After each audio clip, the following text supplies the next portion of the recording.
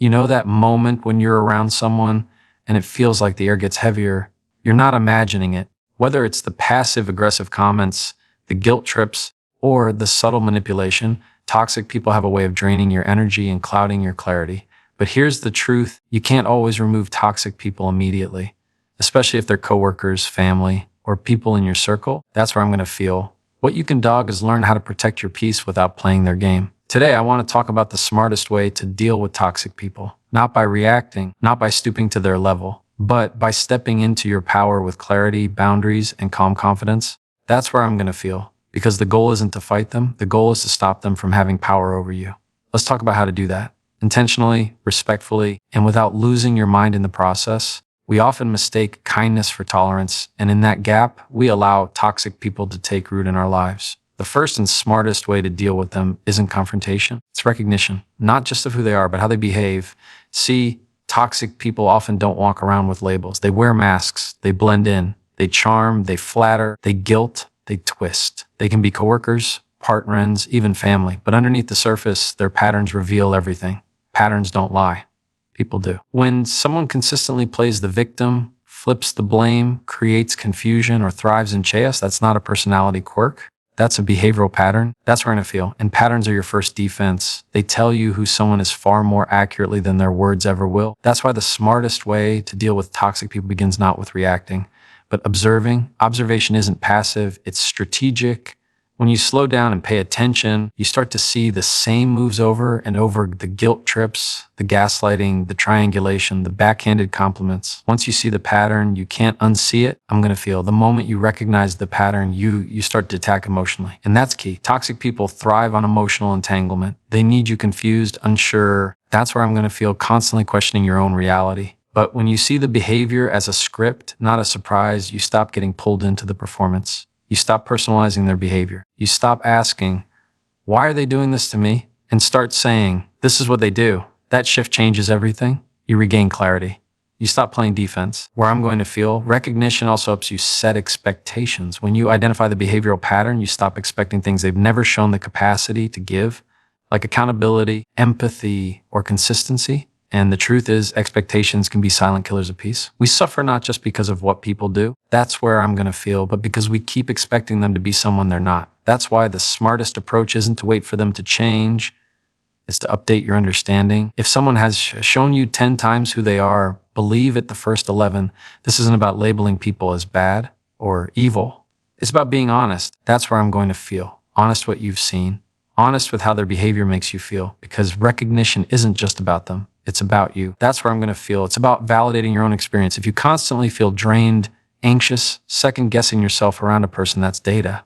That's not drama. I'm going to feel. Your body keeps the score long before your brain catches up. Listen to it. The smartest people in any room aren't the ones who can out-argue the toxic person. They're the ones who can outsee them. They don't get trapped in emotional chaos. They study. They step back. They notice.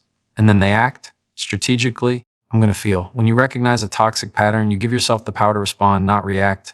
You move from being controlled by their energy to controlling how you engage with it. That's where emotional intelligence in motion. Toxic people rely on your confusion. They depend on you not putting the puzzle pieces together. They rely on isolation, guilt, fear. That's where I'm going to feel, and manipulation to keep their position in your life. But once you begin to recognize what's really happening, once you start connecting the dots, they lose their grip. That's where we're going to feel. They can't confuse you the same way anymore because you're no longer playing the game they set up. You've stepped out of it. I'm going to feel. Recognition is the moment you stop fighting shadows and start seeing with full light. It also protects your boundaries before you even set them. That's where I'm going to feel. Because boundaries aren't just about telling people what they can't do. They're about understanding what you will no longer tolerate. I'm going to feel. And you can't know what that is until you've recognized been happening. When you recognize the manipulation, the subtle jabs, the emotional blackmail, you can draw a clear line between what's acceptable and what's not. And once you have that line, you don't need to yell, fight, or prove anything. You just enforce it quietly, calmly, consistently. Most people wait too long to recognize toxic behavior. They keep giving the benefit of the doubt. They keep hoping this time will be different. But hope it is not a strategy. Observation is. And the sooner you start identifying the behavioral patterns, not the stories, not the excuses, I'm going to feel, not the apologies, the sooner you reclaim your power. You can't change a toxic person, but you can stop them from changing you. Recognition puts you back in control. It shifts the power dynamic because you're no longer responding to chaos, you're responding to a predictable pattern. And when something is predictable, it becomes manageable. Felt toxic people don't be managed. They want to be the managers of your emotions, your reactions, your time, your peace. But once you learn to see them clearly, go in a feel, they lose that control because now you know what they are. And when you know what you're dealing with, you're no longer playing their game. You're playing yours. When you're dealing with toxic people, the instinct is often to argue, to defend yourself, to correct their twisted narratives, to make them see the truth. But the reality is, that's what we're going to feel. Toxic people aren't interested in the truth. They're interested in control. They don't argue to resolve. They argue to dominate. That's where I'm going to feel. That's why the smartest thing you can do isn't to fight back. It's to redirect with boundaries. Boundaries are not walls. They're not punishments. They're signals, clear I'm going to feel, clear markers of what is acceptable and what isn't, and they don't require a fight to be effective. The moment you enter an argument with a toxic person, that's where I'm going to feel you're playing on their turf. You might think you're standing up for yourself, but often you're stepping into a trap. Toxic people bait you with accusations, with provocations. That's where I'm going to feel. With emotional landmines, they push your buttons, not they care about the issue, but because they care about the reaction. Once you react, you're on their hook. That's where I'm going to feel. You're no longer in control of the conversation or yourself, and that's exactly where they want you. That's why boundaries matter more than logic. I'm going to feel. Boundaries don't need to explain or justify. They don't need to be debated. A boundary says, this is what I allow. Not because you owe an explanation, that's where I'm going to feel, but because you have the right to decide how people treat you. When a toxic person comes at you with blame or manipulation, where I'm going to feel, redirecting with a boundary means you don't chase their accusations down the rabbit hole. You don't try to prove your side. You don't play defense. Instead, I'm going to feel, you calmly redirect the conversation back to what you will or will not tolerate. Let's say someone tries to guilt trip you for saying no. They say things like, that's where I'm going to feel. I guess you just don't care anymore. Or wow, after everything I've done for you. That's bait. You can try to argue, list all the things you've done, prove your loyalty, explain your reasoning, but that's the trap. The smarter move is to say, I'm not okay with being spoken to that way, and walk away. No debate, no drama, just a boundary. That moment of calm redirection sends a signal, I'm not available for this kind of exchange.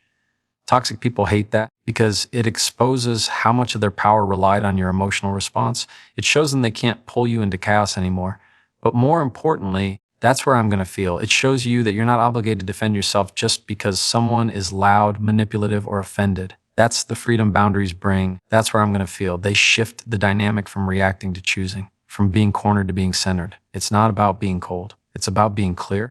Redirecting doesn't mean you ignore everything. It means you choose what's worth your energy. Not every attack deserves a counterattack.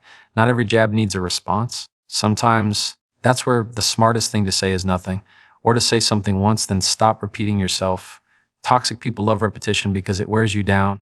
That's where a firm boundary needs no repetition. It just needs consistency. And here's something critical. Your tone matters more than your words. You could have the perfect boundary. That's where I'm going to feel. But if you deliver it in anger, it turns into another argument. The goal isn't to win the moment. It's to maintain your peace. A calm that doesn't work for me has more power than a heated, you always do this to me. One invites control. The other communicates clarity. I'm going to feel, and clarity dismantles manipulation faster than confrontation ever will. There's also a difference between reacting emotionally and responding intentionally. A reaction is immediate, I'm going to feel charged, unfiltered. A response is measured, grounded, thoughtful. When a toxic person provokes you, take a breath. Buy time if you need to. Say, I'll get back to you on that. That pause alone disrupts their pattern because toxic people thrive on urgency. They want you to respond before you think. They want emotion before logic. The pause gives you space, and in that space, you take back control. Boundaries don't have to be loud. They don't need to come with a speech. That's where I'm going to feel some's the most powerful boundary is changing your availability, taking longer to reply, limiting how often you see them, not sharing certain parts of your life anymore. I'm going to feel. You don't have to announce those changes. You just make them quietly. And when questioned, you can simply say, I'm focusing on my peace right now. That's not rude. That's respectful to yourself. You also don't need the toxic person to agree with your boundaries for them to be valid. That's one of the hardest truths. We think, feel. If I just explain it right, they'll understand. But toxic people often understand perfectly. They just don't care. So you don't set boundaries to get their approval. That's where I'm going to feel. You set them because your peace matters more than their reaction. You don't argue to get permission. You redirect to reclaim your space.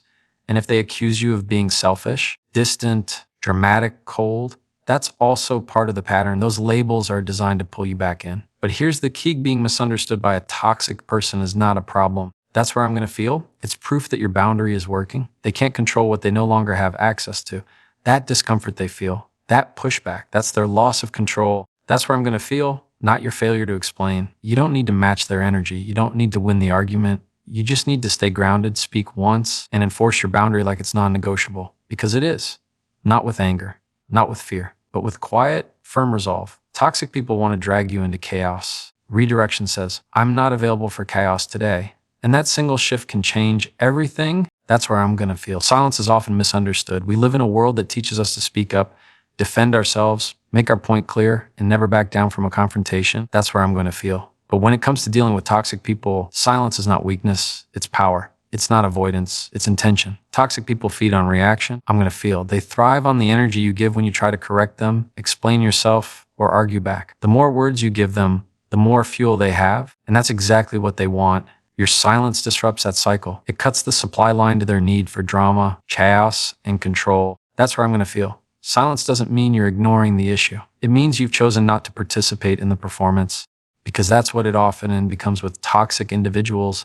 A performance, there's a script they follow. They say something to trigger you. You respond emotionally. They twist your words. You defend yourself again, and around it goes. But the moment you decide not to respond, not to play your role in the script, everything changes. The scene ends. The power dynamic shifts. They're left standing on a stage with no audience. And without your energy, their performance loses its impact.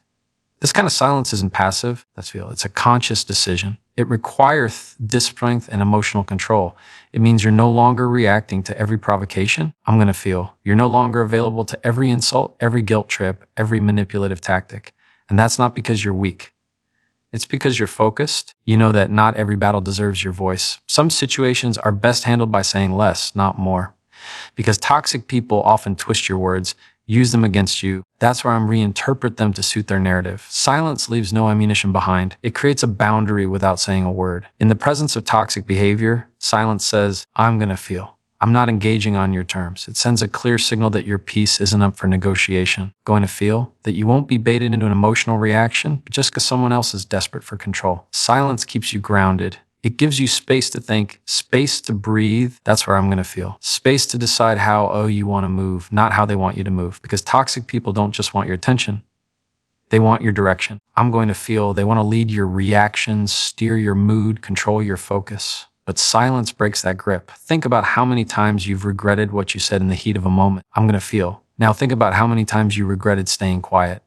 Not many. That's because silence buys you time. It allows emotions to settle. It creates distance between the trigger and the response. And in that space, clarity grows. You start to see the situation for what it is, not what it feels like. That's where I'm going to. Toxic people use urgency as a weapon. They want a quick reaction, not a thoughtful response. But when you stay silent, you remove their weapon.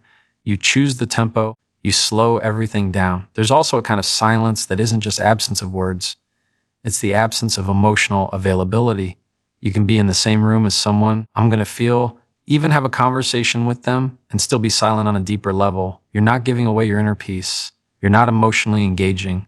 You're choosing to be neutral, detached, untouchable. And that kind of silence speaks volumes. It communicates strength without aggression. It protects without attacking. It holds your dignity intact. That's where I'm going to feel, even when the other person is losing theirs. Toxic people are often skilled at provoking guilt. They'll say you're giving them the silent treatment. That's where I'm going to feel that you're being childish or cruel. But there's a difference between punishment and protection. The silent treatment is meant to hurt. Strategic silence is meant to preserve. That's where I'm going to feel you're not trying to inflict pain. You're trying to create space, and you're allowed to do that. You're allowed to step back from dysfunction without offering a press release. You're allowed to disengage without feeling guilty. Because peace doesn't need permission. And silence, when used intentionally, is one of the most powerful tools. You have to protect it. Silence also reveals the other person more than it reveals you. When you stop reacting, stop explaining, stop defending, the toxic person's behavior becomes more obvious. Their accusations become louder, their manipulation more desperate, and people start to see it for what it is. That's where I'm going to feel. Because without your reactions to distract from their actions, the truth becomes clear. Toxic people count on your noise to hide their behavior. But when you go quiet, that's where I'm going to feel there's nothing left to deflect attention. The spotlight turns back on them, And that's a place they're often uncomfortable being in. That's where I'm going to feel. Using silence doesn't mean you don't care. It means you've decided to care differently. You care enough about your own mental health to choose peace over performance. That's where I'm going to feel. You care enough about your future to walk away from a conversation that's going nowhere. You care enough about your energy to stop wasting it on someone who refuses to hear you. I'm going to feel. Silence doesn't mean giving up. It means giving up the need to convince someone who's already made up their mind. That's not surrender.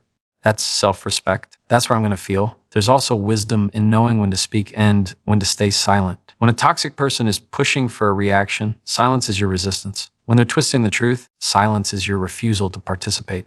When they're trying to provoke, confuse, or control you, silence is your shield. You want to feel. You don't need to announce your boundaries for them to exist. Sometimes silence is your boundary. It says, you no longer have access to my mind, my emotions, or my peace. It doesn't require a raised voice. It doesn't require permission. It just requires discipline.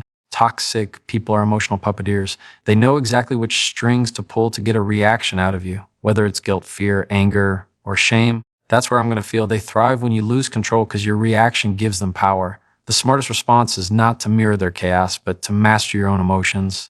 I'm going to feel. Emotional control is your armor. It's what keeps you from being dragged into their storm. When you maintain your inner calm, you make it harder for them to manipulate you. That's where I'm going to feel. That calm presence, that steady tone, that unshaken response, it dismantles their influence without saying a word.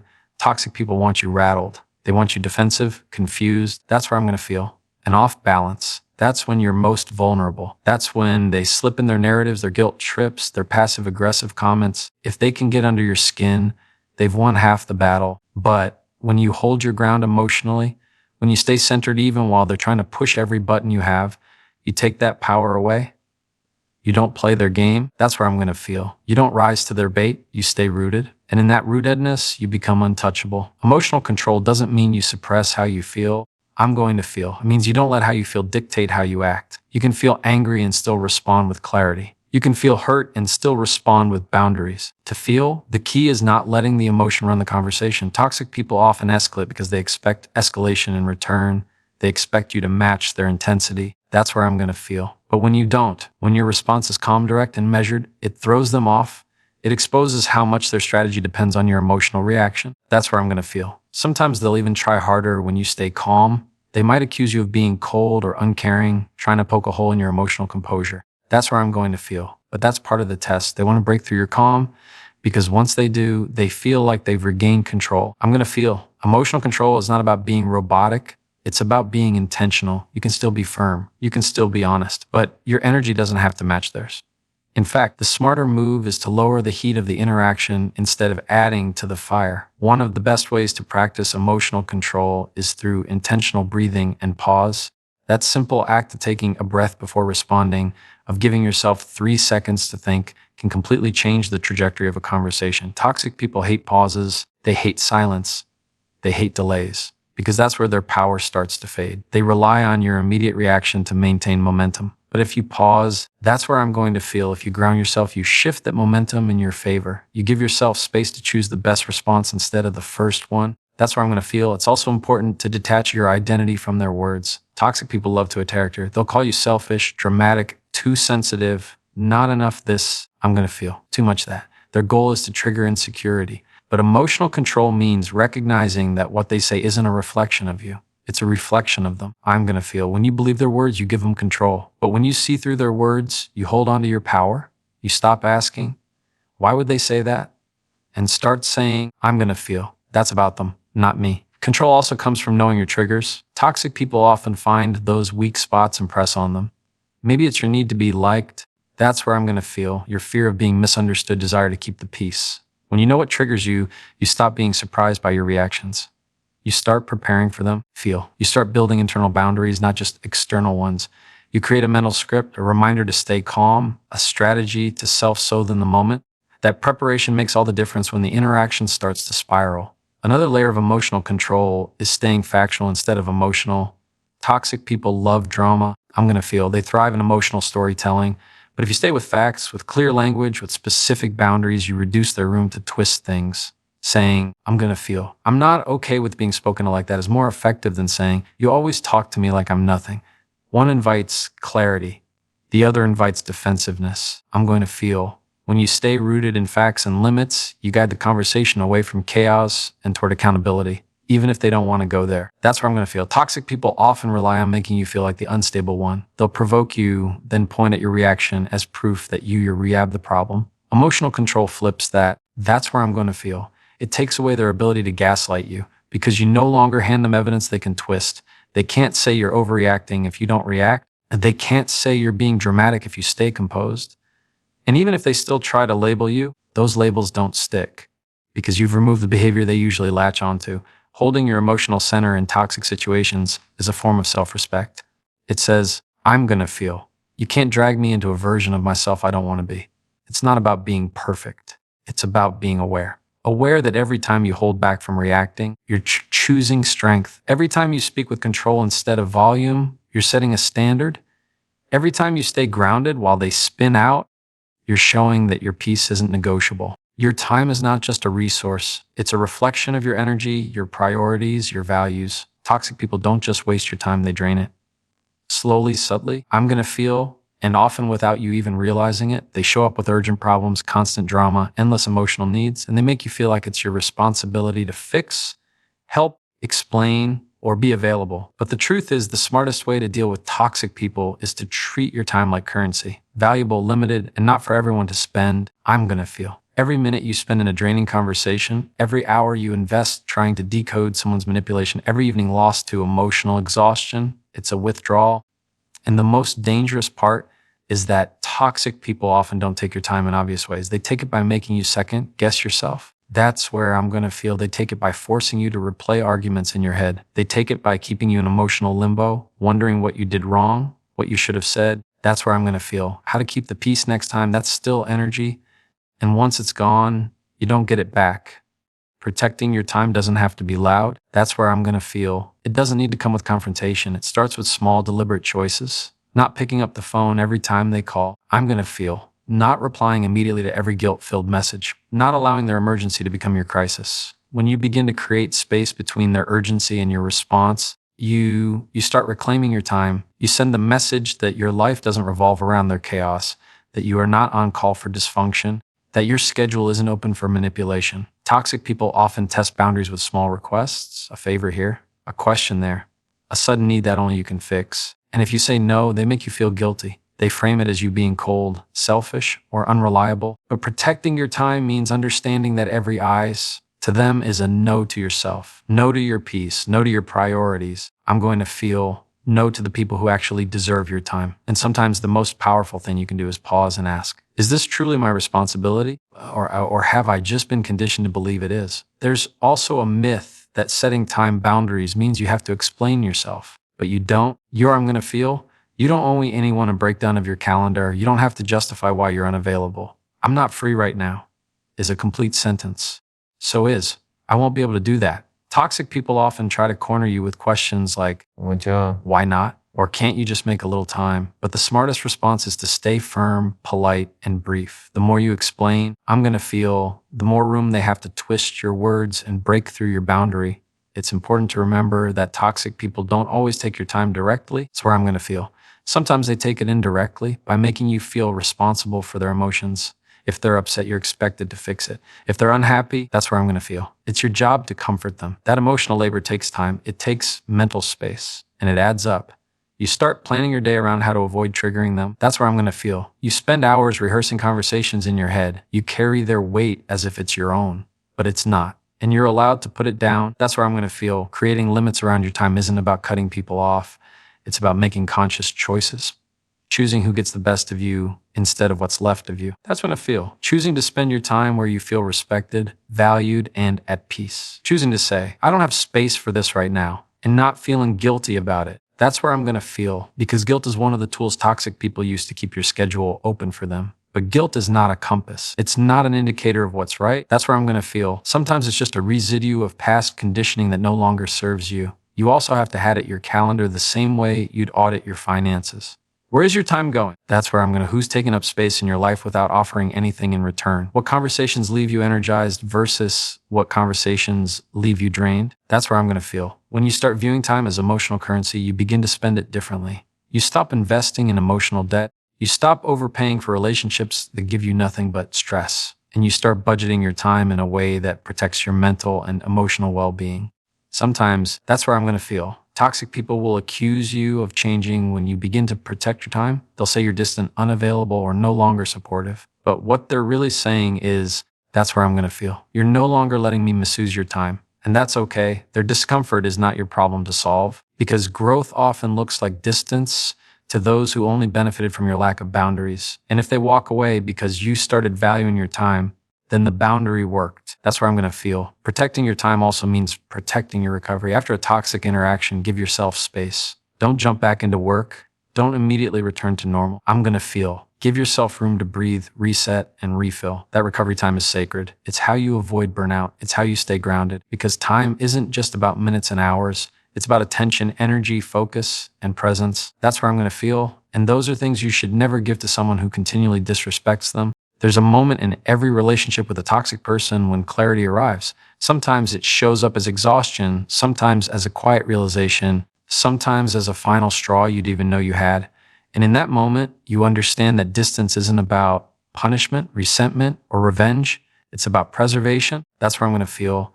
It's not an act of cruelty. It's an act of clarity. Creating distance is often the only path back to yourself after being entangled in someone else's chaos for too long. Because the longer you stay close to toxic energy, the more blurred your boundaries become, the more distorted your reality gets. I'm going to feel. And the more your peace becomes something you have to fight for instead of something you live in. Distance is not about hate. You don't have to hate someone to realize they're unhealthy for you. You can love them and still choose space. You can care about them and still hide that proximity is no longer safe. That duality confuses people. We're taught that love means presence, sacrifice, endless patience. But real love, especially for yourself, sometimes requires separation, especially when the closeness is costing your well-being. That's where I'm going to feel. Toxic people don't always show their damage in loud ways. Sometimes it's subtle. A snide comment here, a constant comparison there. Little ways they chip at your confidence, control your time, and distort your perception of normal. Clarity reveals those patterns. And with clarity comes the courage to act, to step back, to put space between your peace and their dysfunction. That space doesn't need to be explained. You don't have to justify it. You don't need a dramatic exit or a confrontation. Sometimes you simply stop engaging at the same level. You don't pick every call. You don't attend every event. You don't overshare anymore. You don't, I'm going to feel, you don't allow access to the parts of they once used as leverage. You become less available. And in that shift, the relationship changes. Not because you made a scene, I'm going to feel, but because you reclaimed your space. Toxic people often see distance as an insult. They see it as disrespect, as rejection, as abandonment. But what they're really feeling is the absence of control. When they can no longer reach you with a text, a guilt trip, or a passive-aggressive comment, they feel that loss of access. That's where I'm going to feel. And they'll try to reel you back in. They'll apologize, charm, provoke, manipulate, all in an attempt to collapse the space you've created. That's where I'm going to feel. But your job is to remember why you created it in the first place. Distance isn't about proving a point. It's about protecting your mental clarity. That's where I'm going to feel. It's the space where you start thinking for yourself again, feeling like yourself again, breathing freely without walking on eggshells. Sometimes the distance is physical. You're going to feel. You move out, you relocate, you stop visiting as often. Other times it's emotional. You detach. You stop expecting different outcomes. You stop internalizing their moods. That's where I'm going to feel. You stop needing them to understand. Emotional distance is powerful. It means they no longer get to shape your inner world. Their opinions don't pierce as deeply. That's where I'm going to feel. Their approval isn't required. Their disapproval doesn't shake you. And that emotional independence is the foundation of real peace. Distance also allows for perspective. That's where I'm going to feel. When you're too close to someone's dysfunction, it's hard to see clearly. Everything feels personal. Every slight feels sharp. Every conversation feels loaded. But when you step back, patterns start to reveal themselves. You begin to see that it wasn't about you. It was about control, about fear, about unresolved pain they never dealt with and projected onto you. And while understanding that doesn't excuse their behavior, it does free you from carrying it. That's where I'm going to feel. Because distance gives you the room to stop carrying what was never yours to hold. You don't need to announce your distance. You don't need to post it, explain it, or make a case for it. Sometimes the most powerful shift happens quietly. You just show up differently. You stop overfunctioning. You stop managing their emotions. You stop bending to fit into a space that was never meant for you. And that change will be felt. Not everyone will like it. Some will push back. Some will call you selfish, distant, cold. But that's often because your clarity threatens their comfort. You're going to feel your distance disrupts the system where they were always centered. The thing about toxic dynamics is that they often survive on proximity. As long as you're close, I'm going to feel they can influence, spin the narrative. They can insert themselves into your thoughts, your plans, your decisions. But distance breaks that cycle. That's where I'm going to feel it gives your power back. And with that power comes the freedom to build a life that isn't reactionary. A life where you're not constantly trying to manage someone else's behavior, but instead directing your own. Distance isn't always permanent. Sometimes it's temporary, a reset. Sometimes it's permanent, a boundary that no longer gets renegotiated. Either way, the point isn't the timeline. The point is the impact. How you feel in the space. I'm going to feel what you remember about yourself. What peace feels like when their voice isn't in your ear every day. Distance is where healing begins. It's where confusion starts to lift. That's where the noise fades and your own voice gets louder. The voice that says you deserve calm, you deserve respect. You're I'm going to feel. You deserve relationships that don't leave you questioning your worth after every conversation. Not everyone will understand the space you create. But that's okay. The space isn't for them. It's for you. It's not a punishment. It's not cruelty. It's clarity. And when clarity arrives, distance often follows. Not because you're angry, but because you're finally clear on what peace requires.